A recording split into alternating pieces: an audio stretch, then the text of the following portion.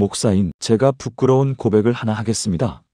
만약 누군가 제게 칼을 들이대며 예수를 부인하라고 한다면 저는 과연 어떻게 할까요? 솔직히 자신이 없습니다. 목회를 15년째 하고 있지만 실제로 그런 순간이 온다면 제 믿음이 흔들리지 않을까 두렵습니다. 가족들 얼굴이 떠오를 것이고 아직 하지 못한 일들이 생각날 것이고 삶에 대한 미련이 물밀듯 밀려올 것입니다. 그런 저의 연약함을 하나님께서는 너무나 잘 아십니다. 그런데 2023년 아프리카 수단에서 실제로 일어난 일이 있습니다. 한밤중 어느 작은 마을의 지하실에서 20명 남짓한 사람들이 몰래 모여 성경 공부를 하고 있었습니다. 남자 8명, 여자 7명, 그리고 청소년 5명이었습니다. 가장 나이 많은 사람은 72살 할머니 파티마였고 가장 어린 사람은 16살 소년 요셉이었습니다. 이들은 매주 수요일 밤 11시가 되면 이곳에 모여 말씀을 나누고 기도했습니다. 이슬람 극단주의가 지배하는 이 땅에서 그리스도인으로 산다는 것은 매 순간이 생명을 거는 일이었습니다. 특히 모여서 예배드리는 것은 사형에 해당하는 범죄였습니다. 그날도 그들은 조용히 모여 요한복음 15장을 읽고 있었습니다. 사람이 친구를 위하여 자기 목숨을 버리면 이보다 더 큰 사랑이 없나니. 바로 그 구절을 읽던 순간이었습니다. 쾅! 문이 박살나며 무장한 군인들이 들이닥쳤습니다. 누군가의 밀고였습니다. 군인 대장이 소리쳤습니다. 너희가 그리스도인이냐? 지하실에 침묵이 흘렀습니다. 심장이 터질 듯 뛰었을 것입니다. 다리가 후들거렸을 것입니다. 그때 72살 할머니 파티마가 천천히 일어났습니다. 떨리는 목소리로 하지만 분명하게 말했습니다. 예, 우리는 예수 그리스도를 믿습니다. 군인들은 그들을 마을 광장으로 끌고 갔습니다. 새벽 3시 마을 사람들이 강제로 끌려 나왔습니다. 군인들은 광장 한가운데 거대한 장작더미를 쌓기 시작했습니다. 보는 이의 간담을 서늘하게 만드는 광경이었습니다. 대장이 다시 한번 물었습니다. 마지막으로 묻겠다. 알라 외에 다른 신은 없다고 고백하라. 그러면 살려주겠다. 그 순간 여러분이라면 어떻게 하셨을까요? 오늘 이 시간 죽음 앞에서도 믿음을 지킨 이들의 이야기를 통해 하나님께서 우리에게 주시는 7가지 놀라운 진리를 나누고자 합니다. 이것은 먼 나라 이야기가 아닙니다. 바로 지금 이 시간에도 전 세계 곳곳에서 목숨을 걸고 믿음을 지키는 형제자매들의 이야기입니다. 그리고 평화로운 한국에서 신앙생활하는 우리에게도 주시는 하나님의 메시지입니다. 첫 번째, 죽음 앞에서 터져나온 찬송 마이너스. 두려움을 이기는 찬양의 능력 문제. 상황 죽음이 목전에 다가왔을 때 인간이 할 수 있는 것은 무엇일까요? 대부분의 사람들은 울부짖거나 애원하거나 도망치려 합니다. 이것이 본능입니다. 생존을 위한 자연스러운 반응입니다. 그런데 이 20명의 사람들은 달랐습니다. 장작더미 앞에 묶인 채로 그들이 한 일은 울음도 애원도 저항도 아니었습니다. 대신 그들은 노래하기 시작했습니다. 찬송을 부르기 시작한 것입니다. 목소리는 떨렸지만 멈추지 않았습니다. 주 예수 이름 높이어다. 천사들 엎드려 경배하며 보고 있던 마을 사람들은 충격에 빠졌습니다. 군인들조차 잠시 멈칫했습니다. 죽음 앞에서 어떻게 노래를 부를 수 있단 말입니까? 성경 9절 사도행전 16장 25절은 이렇게 말씀합니다. 한밤중에 바울과 실라가 기도하고 하나님을 찬송함에 죄수들이 듣더라. 이것은 단순한 역사적 기록이 아닙니다. 바울과 실라는 빌립보 감옥에 갇혀 있었습니다. 그들의 등은 채찍에 맞아 찢어져 있었고 발에는 착고가 채워져 있었습니다. 내일이면 처형될지도 모르는 상황이었습니다. 그런데 그들은 한밤중에 찬송을 불렀습니다. 왜일까요? 찬송은 단순히 아름다운 노래가 아니기 때문입니다. 찬송은 영적 전쟁의 무기입니다. 우리가 하나님을 찬양할 때 두려움의 영은 물러가고 하나님의 임재가 임합니다. 찬송은 우리의 시선을 환경에서 하나님께로 돌립니다. 고통이 사라지는 것이 아니라 고통보다 크신 하나님을 바라보게 되는 것입니다. 바울과 실라가 찬송할 때 지진이 일어나 감옥 문이 열렸듯이 찬송에는 상황을 바꾸는 하나님의 능력이 임합니다. 현실 적용 여러분은 지금 어떤 두려움 앞에 서 있습니까?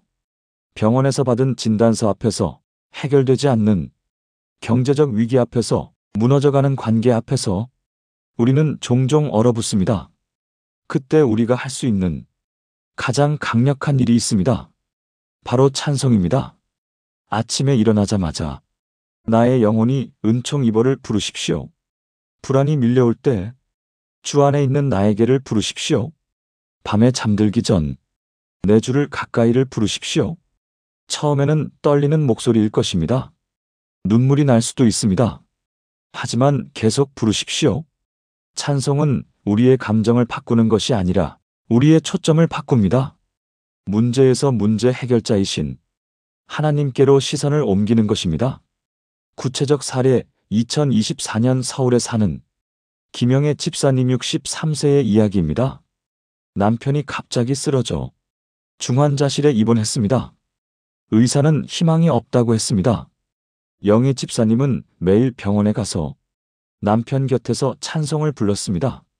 의식이 없는 남편의 손을 잡고 주 하나님 지으신 모든 세계를 불렀습니다. 간호사들이 이상하게 쳐다봤습니다. 하지만 멈추지 않았습니다. 3일째 되던 날 기적처럼 남편의 눈이 떠졌습니다. 남편은 나중에 이렇게 고백했습니다. 의식이 없는 것 같았지만 당신의 찬송 소리가 들렸어요. 그 소리가 나를 어둠에서 끌어올렸어요. 의사들은 의학적으로 설명할 수 없다고 했습니다. 하지만 우리는 압니다. 찬송에는 생명을 살리는 하나님의 능력이 있다는 것을. 수단의 그 광장에서도 마찬가지였습니다. 20명의 사람들이 죽음 앞에서 찬송을 불렀을 때 하늘이 그 소리를 들었습니다. 목소리는 작았지만 천국에서는 우렁차게 울려 퍼졌습니다. 기도문 사랑하는 여러분, 지금 저와 함께 이렇게 기도해 보시겠습니까? 하나님 아버지, 두려움 앞에서도 주님을 찬양할 수 있는 용기를 주소서. 제 입술에서 찬송이 끊이지 않게 하시고 어둠 속에서도 주님의 이름을 높이게 하소서. 바울과 실라처럼 수단의 순교자들처럼 환난 중에도 찬양으로 승리하게 하소서. 찬송이 저의 무기가 되고 저의 방패가 되고 저의 승리가 되게 하소서. 주님을 찬양합니다. 예수님의 이름으로 기도합니다. 아멘. 격려와 연결. 찬송은 약한 자의 무기입니다. 우리에게 칼도 창도 없을 때 우리에게는 찬송이 있습니다. 그리고 그것으로 충분합니다. 다음으로 나눌 두 번째 진리는 그들이 무엇을 고백했는지에 관한 이야기입니다. 두 번째, 부인할 수 있었지만 고백을 택하다 마이너스 믿음을 지키는 용기 문제 상황. 군인 대장은 다시 한번 기회를 주었습니다. 마지막이다. 알라 외에 다른 신은 없다고 말하라. 그러면 집으로 보내주겠다. 얼마나 간단한 말입니까? 단 한 문장만 하면 살 수 있습니다. 가족에게 돌아갈 수 있습니다. 내일 아침 해를 다시 볼 수 있습니다. 그저 입으로만 부인하면 됩니다. 마음속으로는 계속 믿으면 되지 않겠습니까? 하나님께서 이해하시지 않겠습니까? 이것은 정당한 자기 방어 아닙니까? 우리 대부분이 그렇게 생각할 것입니다. 저라면 아마 그렇게 했을 것입니다. 그런데 이들은 달랐습니다. 16살 소년 요셉이 먼저 입을 열었습니다. 저는 예수 그리스도를 나의 주님으로 고백합니다. 그의 목소리는 떨렸지만 말은 분명했습니다. 한 사람씩 모두가 같은 고백을 했습니다. 20명 중 단 한 명도 부인하지 않았습니다. 성경 구절 로마서 10장 9절에서 10절은 이렇게 선포합니다. 내가 만일 내 입으로 예수를 주로 시인하며 또 하나님께서 그를 죽은 자 가운데서 살리신 것을 내 마음에 믿으면 구원을 받으리라. 사람이 마음으로 믿어 의에 이르고 입으로 시인하여 구원에 이르느니라. 이 말씀에서 핵심은 두 가지입니다.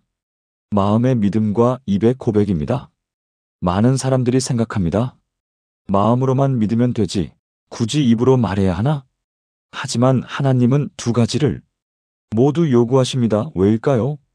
믿음은 감추어질 수 없는 것이기 때문입니다. 진짜 믿음은 반드시 고백으로 나타납니다. 베드로는 예수님을 3번 부인했습니다. 대제사장의 뜰에서, 불가에서, 사람들 앞에서 나는 그 사람을 알지 못한다고 말했습니다. 그때 닭이 울었고 예수님께서 돌아보셨고 베드로는 밖으로 나가 통곡했습니다. 베드로는 그 순간을 평생 잊지 못했습니다. 그래서 부활하신 예수님께서 베드로에게 3번 물으셨습니다. 내가 나를 사랑하느냐? 베드로에게 3번 고백할 기회를 주신 것입니다. 그 후 베드로는 변했습니다. 오순절 이후 그는 수천 명 앞에서 담대히 예수님을 전했고 결국 십자가에 거꾸로 못 박혀 순교했습니다. 고백은 우리의 믿음을 완성시킵니다. 현실 적용. 여러분은 언제 예수님을 고백하십니까? 교회 안에서는 쉽습니다. 모두가 믿는 사람들이니까요. 하지만 직장에서는 어떻습니까? 학교에서는 어떻습니까? 친구들 앞에서는 어떻습니까? 나 교회 다녀라고 말하기가 쉽지 않을 때가 있습니다. 사람들이 이상하게 볼까봐, 꼰대 취급당할까봐, 관계가 어색해질까봐 망설입니다. 하지만 예수님께서 말씀하셨습니다. 누구든지 사람 앞에서 나를 시인하면 나도 하늘에 계신 내 아버지 앞에서 그를 시인할 것이요. 작은 고백부터 시작하십시오. 식사 전에 기도하십시오. 직장 동료가 어려움을 겪을 때 내가 기도해 줄게라고 말하십시오. 주말에 뭐 했냐고 물으면 교회 갔어라고 자연스럽게 말하십시오. 처음에는 어색할 것입니다. 하지만 할수록 담대해집니다. 고백은 근육과 같아서 사용할수록 강해집니다. 구체적 사례. 부산에 사는 이철수 형제 47세의 이야기입니다. 그는 대기업 임원이었습니다. 2023년 어느 날 회사에서 중요한 프로젝트 회의가 있었습니다. 상사가 제안했습니다. 이번 주말에 골프 치면서 마무리합시다. 문제는 그 주말이 부활절이었다는 것입니다. 철수 형제는 갈등했습니다. 이 프로젝트는 그의 승진이 걸린 중요한 일이었습니다.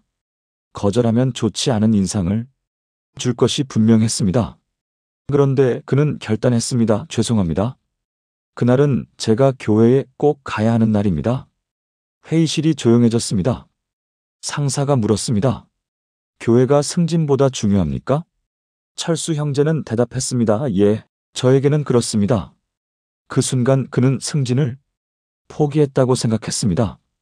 그런데 놀라운 일이 일어났습니다. 2달 후 그는 오히려 더 큰 직책으로 발탁되었습니다. 사장이 직접 그를 불렀습니다. 이 형제, 자기 신념이 확실한 사람이 우리에게 필요합니다. 축하합니다. 하나님은 당신을 고백하는 자를 높이십니다. 수단의 그 광장에서도 마찬가지였습니다. 20명 모두가 예수님을 고백했을 때 하늘이 기뻐하셨습니다. 그들의 고백은 하늘에 기록되었습니다. 기도문 함께 기도하시겠습니까? 사랑의 주님, 어떤 상황에서도 주님을 부인하지 않는 용기를 주소서. 입으로 주님을 시인하며 삶으로 주님을 증거하게 하소서. 두려움이 아닌 믿음으로, 침묵이 아닌 고백으로 살아가게 하소서. 베드로처럼 실패해도 다시 일어나 더 담대히 주님을 전하게 하소서. 제 입술이 주님의 영광을 선포하는 나팔이 되게 하소서. 예수님의 이름으로 기도합니다. 아멘. 격려와 연결. 고백은 위험해 보이지만 실은 가장 안전한 길입니다. 왜냐하면 하나님께서 함께 하시기 때문입니다. 이제 3번째 진리로 넘어가겠습니다. 그들은 혼자가 아니었습니다. 3번째 함께 서 있는 힘 마이너스. 공동체가 주는 용기. 문제 상황. 만약 그날 밤 지하실에 한 사람만 있었다면 어땠을까요? 혼자서 그 두려움을 견딜 수 있었을까요? 아마 훨씬 더 어려웠을 것입니다. 하지만 그들은 20명이었습니다. 장작더미 앞에 함께 묶여 있었습니다. 한 사람이 흔들릴 때 옆 사람이 찬송을 시작했습니다. 한 사람이 눈물을 흘릴 때 다른 사람이 기도를 시작했습니다. 72살 할머니 파티마가 떨리는 목소리로 말했습니다. 우리 함께 주님을 만나러 가는 거예요. 두려워 마세요. 16살 요셉이 대답했습니다. 할머니, 저 무섭지 않아요. 우리 함께니까요. 그들은 서로의 손을 꽉 붙잡았습니다. 함께 있다는 것만으로도 힘이 되었습니다. 이것이 바로 공동체의 능력입니다. 성경 구절 전도서 4장 9절에서 12절은 이렇게 말씀합니다. 두 사람이 한 사람보다 나음은 그들이 수고함으로 좋은 상을 얻을 것임이라. 혹시 그들이 넘어지면 하나가 그 동물을 붙들어 일으키려니와 홀로 있어 넘어지고 붙들어 일으킬 자가 없는 자에게는 화가 있으리라. 또 두 사람이 함께 누우면 따뜻하거니와 한 사람이면 어찌 따뜻하랴? 한 사람이면 패하겠거니와 두 사람이면 맞설 수 있나니? 세 겹줄은 쉽게 끊어지지 아니하느니라. 이것은 단순한 숫자의 문제가 아닙니다. 영적인 원리입니다. 예수님께서도 두세 사람이 내 이름으로 모인 곳에 함께 하신다고 약속하셨습니다. 초대교회 성도들은 매일 모였습니다. 핍박이 심할수록 더 자주 모였습니다. 로마 시대에 그리스도인들은 카타콤이라는 지하 무덤에서 모여 예배드렸습니다. 위험했지만 함께였기에 견딜 수 있었습니다. 한 사람이 체포되면 나머지가 그의 가족을 돌봤습니다. 한 사람이 순교하면 나머지가 그의 믿음을 기억하며 더 담대해졌습니다. 공동체는 하나님께서 주신 생존 전략입니다. 우리는 혼자 견디도록 창조되지 않았습니다. 현실 적용 여러분은 지금 어떤 공동체에 속해 있습니까? 많은 그리스도인들이 혼자 신앙생활을 하려고 합니다. 나는 집에서 유튜브로 예배드려도 돼. 나는 혼자 성경 읽고 기도하면 돼 하지만 그것은 하나님의 디자인이 아닙니다. 우리는 서로가 필요합니다. 강할 때도 약할 때도 기쁠 때도 슬플 때도 함께 해야 합니다. 소그룹에 참여하십시오. 일주일에 한 번이라도 형제자매들과 얼굴을 마주하고 이야기 나누십시오. 당신의 어려움을 나누십시오. 다른 사람의 짐을 함께 지십시오. 기도 제목을 나누고 함께 기도하십시오. 처음에는 어색할 수 있습니다.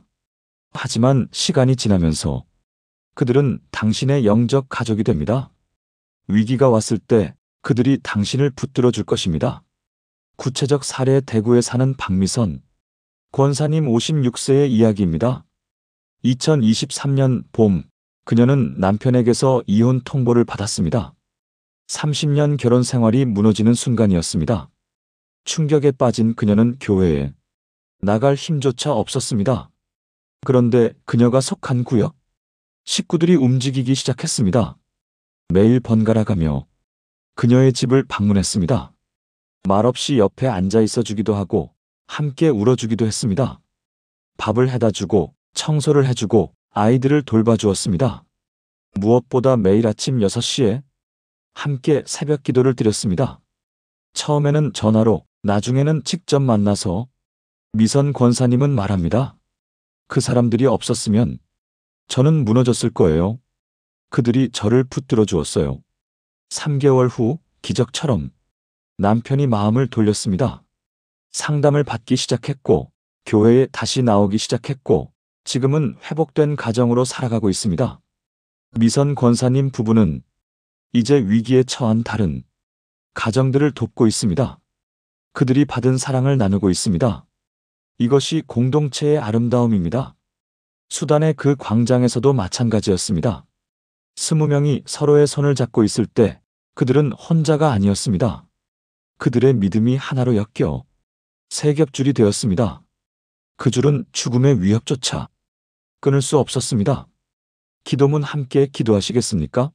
주님, 저를 혼자 두지 않으시고 영적 가족을 주심에 감사합니다. 공동체 안에서 서로 사랑하고 서로 격려하고 서로 붙들어주게 하소서.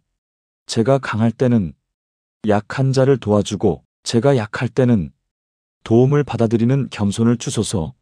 함께 예배하고 함께 기도하고 함께 섬기며 함께 믿음으로 승리하게 하소서. 우리의 교제가 세상의 주님의 사랑을 증거하게 하소서.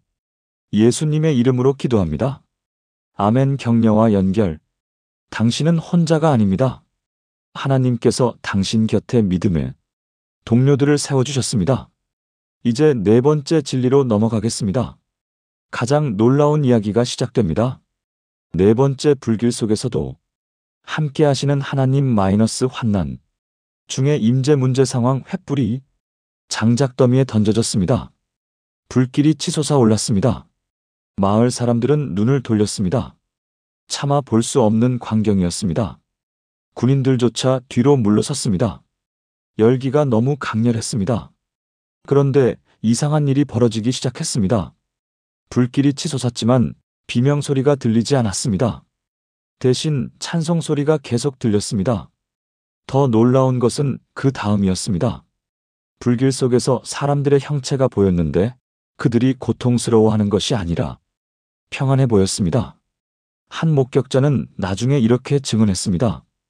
불길 속에 20명이 아니라 21명이 보였습니다. 한 사람이 더 있었습니다. 성경 구절 다니엘서 3장 24절에서 25절은 이렇게 기록합니다. 그때에 느부갓네살 왕이 놀라 급히 일어나서 모사들에게 물어 이르되 우리가 결박하여 불 가운데에 던진 자는 세 사람이 아니었느냐 하니 그들이 왕에게 대답하여 이르되 왕이여 올소이다 하더라. 왕이 또 말하여 이르되 내가 보니 결박되지 아니한 네 사람이 불 가운데로 다니는데 상하지도 아니하였고 그 넷째의 모양은 신들의 아들과 같도다 하고 이것은 구약의 가장 극적인 장면 중 하나입니다. 사드락, 메삭, 아벳느고가 풀무불에 던져졌습니다. 그들이 거부한 것은 금신상에 절하는 것이었습니다. 그 대가로 그들은 죽음을 선택했습니다. 느부갓네살 왕은 화가 나서 불을 평소보다 7배나 더 뜨겁게 했습니다. 너무 뜨거워서 그들을 던져 넣은 군인들이 죽을 정도였습니다. 그런데 놀라운 일이 일어났습니다. 불 속에 네 사람이 보였습니다. 세 사람이 아니라 네 사람입니다. 그 넷째 사람은 신들의 아들 같다고 했습니다. 이것은 예수 그리스도의 구약 현현입니다. 하나님께서는 그들을 불에서 구해내신 것이 아니라 불 속에서 함께 하셨습니다. 이것이 핵심입니다. 하나님은 우리를 고난에서 항상 구해내시지는 않습니다. 하지만 고난 속에서 항상 함께 하십니다. 현실 적용. 여러분은 지금 어떤 불길 속에 있습니까? 치료되지 않는 병, 끝나지 않는 경제적 어려움, 회복되지 않는 관계. 우리는 기도합니다. 하나님, 이 문제를 없애주세요. 하지만 때때로 하나님은 문제를 없애시지 않습니다. 대신 그 문제 속에서 함께 하십니다. 이것이 더 큰 은혜입니다. 문제가 사라지면 우리는 하나님을 잊을 수 있습니다. 하지만 문제 속에서 하나님을 경험하면 우리는 평생 그분을 잊지 못합니다. 아침에 눈을 뜰 때 이렇게 고백하십시오. 주님, 오늘도 저와 함께 하소서. 어려운 일을 앞두고 있을 때 이렇게 선포하십시오. 주님께서 나와 함께 계시니 두려워하지 않습니다. 밤에 잠들기 전 이렇게 감사하십시오. 주님, 오늘 하루도 저와 함께 해주셔서 감사합니다. 하나님의 임재를 인식하는 것만으로도 모든 것이 달라집니다. 구체적 사례. 제주도에 사는 강동욱 집사 51세의 이야기입니다. 그는 어부였습니다. 2023년 가을 태풍이 제주를 강타했습니다. 동욱 집사는 바다에 나가 있었습니다. 파도가 배를 삼킬 듯 몰아쳤습니다. 엔진이 고장났습니다. 무전기도 작동하지 않았습니다. 완전히 고립되었습니다. 죽음이 눈앞에 다가왔습니다. 그때 그는 기도하기 시작했습니다. 주님, 저를 구해주세요. 아니, 주님, 그냥 저와 함께 있어주세요. 불안이 밀려왔지만 동시에 이상한 평안이 찾아왔습니다. 풍랑 속에서도 마음의 고요함이 있었습니다. 그는 찬송을 부르기 시작했습니다. 예수 나를 위하여 이 십자가 지셨네. 6시간을 표류했습니다. 그런데 그 시간이 고통스럽지만은 않았습니다. 주님이 함께 계시다는 확신이 있었습니다. 새벽이 되자 해경이 그를 발견했습니다. 구조된 후 그는 이렇게 고백했습니다. 제 인생에서 가장 두려운 순간이었지만 동시에 하나님을 가장 가까이 느낀 순간이었습니다. 주님이 정말 저와 함께 계셨어요. 그 후 그는 변했습니다. 작은 일에 흔들리지 않게 되었습니다. 왜냐하면 최악의 상황에서도 하나님이 함께 하신다는 것을 경험했기 때문입니다. 수단의 그 불길 속에서도 마찬가지였습니다. 20명의 사람들은 혼자가 아니었습니다. 보이지 않는 손이 그들을 붙들고 계셨습니다. 불길이 그들을 삼킬 수 없었습니다. 왜냐하면 불보다 강하신 분이 함께 계셨기 때문입니다. 기도문 함께 기도하시겠습니까? 전능하신 하나님, 제가 어디에 있든 저와 함께 하심을 믿습니다. 풀무불 속에서도 사자굴에서도 광야에서도 깊은 바다에서도 함께 하시는 주님, 환난이 저를 삼키지 못하게 하시고 불길이 저를 태우지 못하게 하소서. 오히려 그 환난 속에서 주님을 더 깊이 경험하게 하소서. 두려움 대신 평안을, 절망 대신 소망을 주소서. 주님의 임재가 저의 피난처여 요새가 되게 하소서. 예수님의 이름으로 기도합니다. 아멘. 격려와 연결. 당신이 지금 어떤 불길 속에 있든지 당신은 혼자가 아닙니다.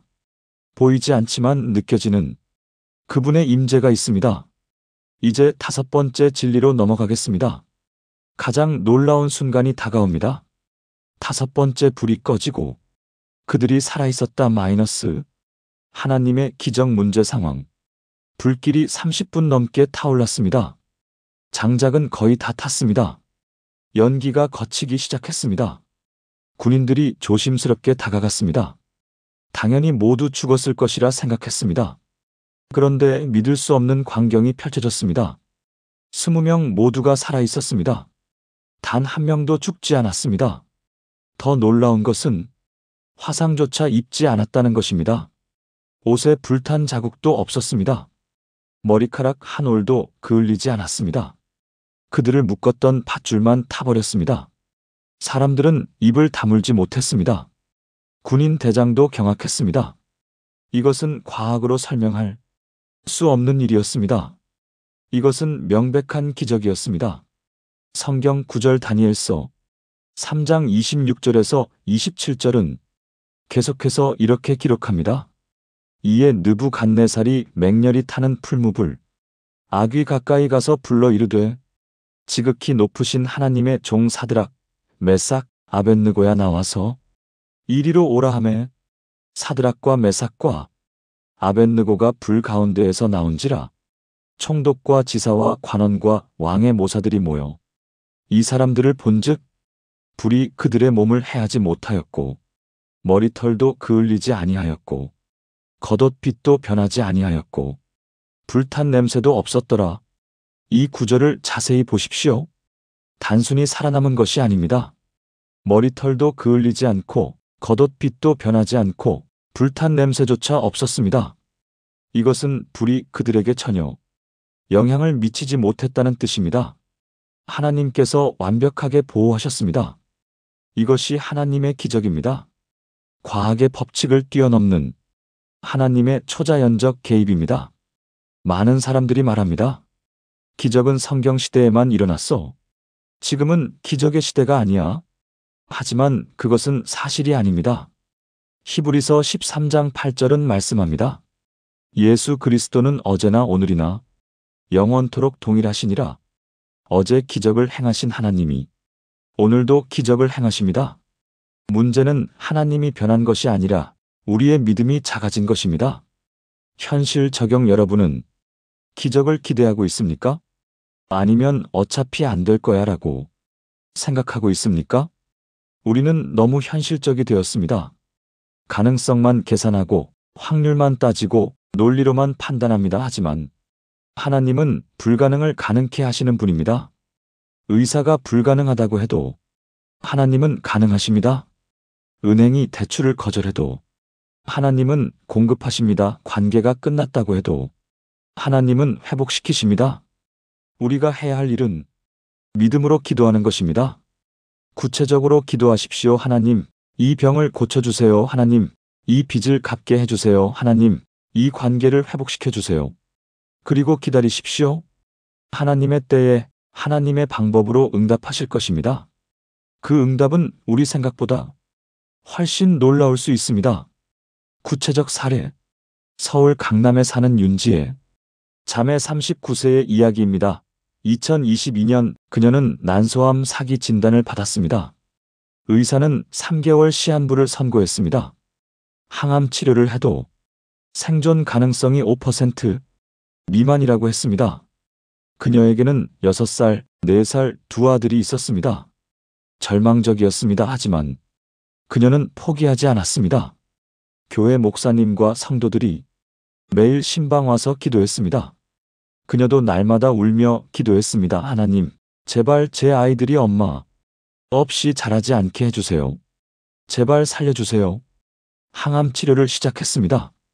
고통스러웠습니다. 머리카락이 다 빠지고 몸무게가 20kg 빠졌습니다. 하지만 기도는 멈추지 않았습니다. 3개월이 지났습니다. 검사를 했습니다. 의사가 놀란 표정으로 말했습니다.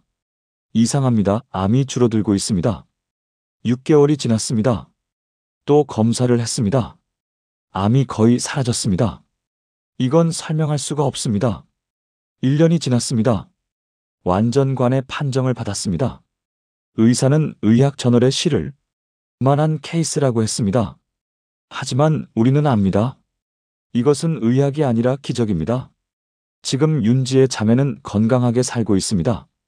두 아들은 엄마와 함께 행복하게 자라고 있습니다. 그녀는 암 환자들을 돕는 봉사를 하고 있습니다.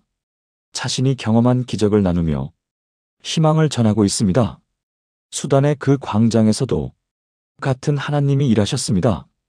불길이 그들을 삼키지 못했습니다. 20명 모두가 살아서 나왔습니다. 이것은 단순한 우연이 아닙니다. 이것은 살아계신 하나님의 능력입니다. 기도문 함께 기도하시겠습니까? 능력의 하나님, 불가능이 없으신 주님께 찬양을 드립니다. 어제 기적을 행하신 주님이 오늘도 기적을 행하심을 믿습니다. 제 삶의 불가능한 상황들을 주님께 드립니다. 의학이 포기한 병, 경제가 막힌 상황, 회복 불가능해 보이는 관계들을 주님께 올려드립니다. 주님의 초자연적인 능력으로 역사하소서. 제 믿음을 키워주시고 기적을 기대하게 하소서. 그리고 그 기적을 경험하게 하시고 그 기적을 통해 주님의 영광을 드러내게 하소서. 예수님의 이름으로 기도합니다. 아멘. 격려와 연결. 당신이 직면한 불가능한 상황이 무엇입니까? 그것을 하나님께 맡기십시오. 하나님은 당신이 생각하는 것보다 훨씬 크신 분입니다. 이제 6번째 진리로 넘어가겠습니다. 이 기적이 어떤 결과를 낳았는지 보시겠습니다. 6번째, 원수들도 하나님을 인정하다 마이너스 증거의 능력 문제 상황. 불길 속에서 살아나온 20명을 본 군인. 대장은 무릎을 꿇었습니다. 그리고 이렇게 말했습니다. 당신들의 하나님은 진짜 신이십니다. 주변의 군인들도 하나하나 무기를 내려놓았습니다. 마을 사람들이 울기 시작했습니다. 감동의 눈물이었습니다. 그날 밤 그 광장에서 일어난 일은 온 마을에 퍼졌습니다. 며칠 후 놀라운 일이 일어났습니다. 그 마을 사람들 중 7명이 그리스도인이 되었습니다. 그들을 화형시키려 했던 군인 중 1명도 예수님을 믿게 되었습니다. 순교가 아니라 승리였습니다. 죽음이 아니라 생명이었습니다. 하나님께서 그들의 믿음을 통해 더 많은 영혼을 구원하셨습니다. 이것이 바로 증거의 능력입니다. 성경 구절 마태복음 5장 14절에서 16절은 이렇게 말씀합니다. 너희는 세상의 빛이라. 산 위에 있는 동네가 숨겨지지 못할 것이요. 사람이 등불을 켜서 마을 아래에 두지 아니하고 등경 위에 두나니 이러므로 집 안 모든 사람에게 비치느니라. 이같이 너희 빛이 사람 앞에 비치게 하여 그들로 너희 착한 행실을 보고 하늘에 계신 너희 아버지께 영광을 돌리게 하라. 우리는 세상의 빛입니다. 빛은 어둠 속에서 가장 밝게 빛납니다. 평화로운 때에는 그리스도인과 비그리스도인의 차이가 잘 보이지 않습니다. 하지만 환난과 고통의 시간에 그 차이가 분명히 드러납니다. 세상 사람들은 어려움 앞에서 절망하지만 그리스도인은 희망을 노래합니다. 세상 사람들은 죽음 앞에서 두려워하지만 그리스도인은 평안합니다. 이것이 우리의 증거입니다. 말로 하는 증거도 중요하지만 삶으로 하는 증거가 더 강력합니다. 특히 고난 속에서 보여주는 믿음은 어떤 설교보다 강력합니다. 초대교회가 급속도로 성장한 이유는 설교 때문이 아니었습니다. 순교자들의 믿음 때문이었습니다. 사람들은 그리스도인들이 죽어가는 모습을 보고 놀랐습니다. 그들은 죽음을 두려워하지 않았습니다. 오히려 기쁨으로 죽음을 맞이했습니다. 그 모습을 본 사람들이 생각했습니다. 저들에게는 뭔가 특별한 것이 있다. 나도 저렇게 되고 싶다. 현실 적용. 여러분의 삶이 누군가에게 증거가 되고 있습니까? 직장 동료들이 여러분을 보고 저 사람은 다르다고 느낍니까? 가족들이 여러분의 믿음을 보고 감동받습니까? 이웃들이 여러분의 삶을 보고 예수님을 알고 싶어 합니까? 증거는 특별한 무언가를 하는 것이 아닙니다. 일상 속에서 그리스도인답게 사는 것입니다. 화가 날 때 참고, 억울할 때 용서하고, 손해볼 때 양보하고, 어려울 때 감사하는 것입니다. 이것이 세상 사람들이 이해할 수 없는 그리스도인의 삶입니다.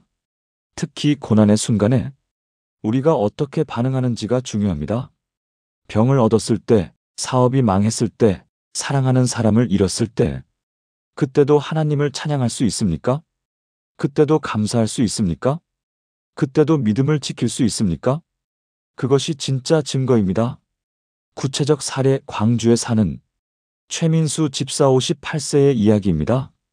그는 30년 동안 운영하던 식당이 2023년에 망했습니다. 코로나 여파와 경기 불황이 겹쳤습니다. 빚만 3억 원이 남았습니다. 그는 파산 신청을 했습니다. 집도 팔아야 했습니다. 가족들은 좁은 월세방으로 이사했습니다. 친구들과 친척들은 연락을 끊었습니다. 세상은 실패자 취급을 했습니다. 하지만 민수 집사는 달랐습니다. 그는 매주 교회에 나와 찬양대에서 찬양했습니다. 구역 예배를 열심히 섬겼습니다. 11조는 계속 드렸습니다. 지금은 어렵지만 하나님께서 반드시 회복시켜 주실 것을 믿습니다. 주변 사람들은 이상하게 생각했습니다. 저 상황에서 어떻게 저럴 수 있지? 그의 아내도 처음에는 이해하지 못했습니다. 비그리스도인이었던 아내는 남편이 답답했습니다. 돈도 없는데? 교회는 왜 가요? 11조는 왜 드려요? 하지만 시간이 지나면서 아내의 마음이 변하기 시작했습니다. 남편의 평안함을 보았습니다. 절망하지 않는 모습을 보았습니다. 감사하는 태도를 보았습니다. 1년 후 놀랍게도 아내가 교회에 나오기 시작했습니다. 당신이 믿는 그 하나님을 나도 알고 싶어요. 그리고 세례를 받았습니다. 민수 집사는 말합니다. 사업은 망했지만 아내의 영혼을 얻었습니다. 이것이 더 큰 축복입니다.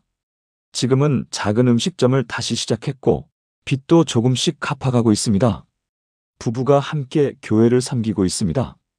그의 간증을 듣고 여러 사람들이 예수님을 영접했습니다. 수단의 그 광장에서도 같은 일이 일어났습니다. 20명의 믿음이 더 많은 사람들을 구원으로 인도했습니다. 그들의 순종이 씨앗이 되어 더 큰 열매를 맺었습니다. 기도문 함께 기도하시겠습니까? 주님, 제 삶이 주님의 증거가 되게 하소서. 말로만이 아니라 삶으로, 특히 고난 중에도 믿음으로 주님을 증거하게 하소서. 제 가족이, 제 친구들이, 제 동료들이 저를 통해 주님을 보게 하소서. 제가 빛이 되어 어둠 속에서 밝게 빛나게 하소서. 제 작은 순종이 많은 영혼을 구원하는 씨앗이 되게 하소서. 오늘도 주님의 이름을 높이며 살아가게 하소서. 예수님의 이름으로 기도합니다. 아멘 격려와 연결. 당신의 믿음은 당신만을 위한 것이 아닙니다. 당신을 보고 있는 누군가를 위한 것입니다. 당신이 견디는 모습이 누군가에게 희망이 됩니다. 이제 마지막 7번째, 진리로 넘어가겠습니다. 7번째, 우리도 그런 믿음을 가질 수 있다. 평범한 사람들의 비범한 믿음 문제 상황. 여러분은 지금까지 이야기를 들으며 이렇게 생각하셨을 것입니다. 정말 대단한 사람들이네. 나는 저렇게 못할 것 같아. 저 사람들은 특별한 사람들이야. 나와는 다른 사람들이야. 하지만 사실은 그렇지 않습니다. 수단의 그 20명은 특별한 사람들이 아니었습니다. 그들 중에 목사나 신학자는 한 명도 없었습니다. 그들은 평범한 농부, 주부, 학생, 노인들이었습니다. 72살 할머니 파티마는 문맹이었습니다. 성경을 읽을 수조차 없었습니다. 16살 요셉은 고아였습니다. 교회에 나온 지 1년밖에 되지 않았습니다. 나머지 사람들도 다 평범했습니다. 그런데 그들이 해냈습니다. 어떻게 가능했을까요? 특별한 믿음을 가져서가 아닙니다. 특별한 하나님을 믿었기 때문입니다. 성경 9절 마태복음 17장 20절은 이렇게 말씀합니다. 예수께서 이르시되 너희 믿음이 작은 까닭이니라. 진실로 너희에게 이르노니 만일 너희에게 믿음이 겨자씨 한 알만큼만 있어도 이 산을 명하여 여기서 저기로 옮겨지라 하면 옮겨질 것이요 또 너희가 못할 것이 없으리라. 핵심은 믿음의 크기가 아닙니다. 믿음의 대상입니다. 겨자씨만 한 작은 믿음이라도 그것이 전능하신 하나님을 향한다면 산도 움직입니다. 우리는 종종 착각합니다. 내 믿음이 약해서 안 돼. 내 믿음이 부족해서 기적이 안 일어나. 하지만 그것은 잘못된 생각입니다. 문제는 믿음의 강도가 아니라 믿음의 방향입니다. 당신이 아무리 강한 믿음을 가져도 그것이 자신을 향한다면 아무 일도 일어나지 않습니다. 하지만 아무리 작은 믿음이라도 그것이 하나님을 향한다면 모든 것이 가능합니다. 베드로를 보십시오. 그는 예수님을 3번 부인한 약한 사람이었습니다. 하지만 성령 충만을 받은 후에는 수천 명 앞에서 담대히 복음을 전했습니다. 무엇이 그를 바꿨습니까? 그가 강해져서가 아닙니다. 그가 의지하는 대상이 바뀌었기 때문입니다. 자기 자신이 아니라 성령님을 의지하게 되었습니다. 현실 적용. 여러분도 그런 믿음을 가질 수 있습니다. 왜냐하면 그것은 당신의 능력이 아니라 하나님의 능력이기 때문입니다. 오늘 아침부터 이렇게 고백하십시오. 나는 약하지만 내 안에 계신 하나님은 강하십니다. 나는 할 수 없지만 하나님은 하실 수 있습니다. 나는 넘어지지만 하나님은 나를 일으키십니다. 당신의 약함을 인정하십시오. 그것이 시작입니다. 바울도 말했습니다. 내가 약할 그때의 강함이라. 우리가 우리의 약함을 인정하고 하나님의 강함을 의지할 때 비로소 진짜 믿음이 시작됩니다. 매일 성경을 읽으십시오. 하루 한 장이라도 좋습니다. 매일 기도하십시오. 5분이라도 좋습니다. 매주 교회에 나오십시오. 그곳에서 믿음의 가족들과 함께 하십시오. 작은 것부터 순종하십시오. 11조를 드리고 봉사를 하고 이웃을 사랑하십시오. 이렇게 하나씩 하다 보면 어느새 당신의 믿음이 자라 있을 것입니다. 그리고 위기가 왔을 때 당신도 놀라게 될 것입니다. 내가 이렇게 담대할 수 있구나. 내가 이렇게 평안할 수 있구나. 그것은 당신이 대단해서가 아닙니다. 당신 안에 계신 하나님이 대단하시기 때문입니다. 구체적 사례. 인천에 사는 김순자 권사님 67세의 이야기로 마무리하겠습니다. 그녀는 평생 소심하고 겁 많은 사람이었습니다. 혼자 버스도 못 탈 정도로 두려움이 많았습니다.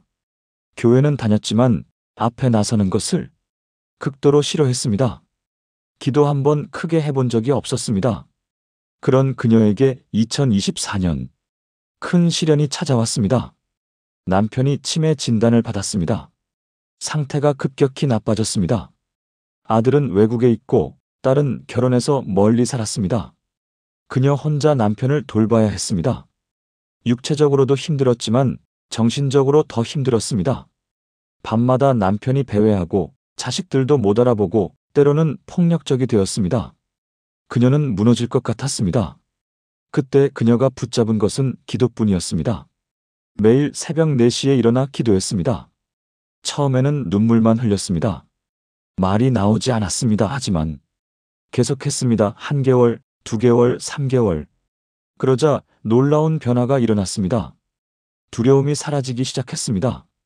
평안이 찾아왔습니다. 힘이 생겼습니다. 이전에는 상상도 못했던 일들을 해내고 있었습니다.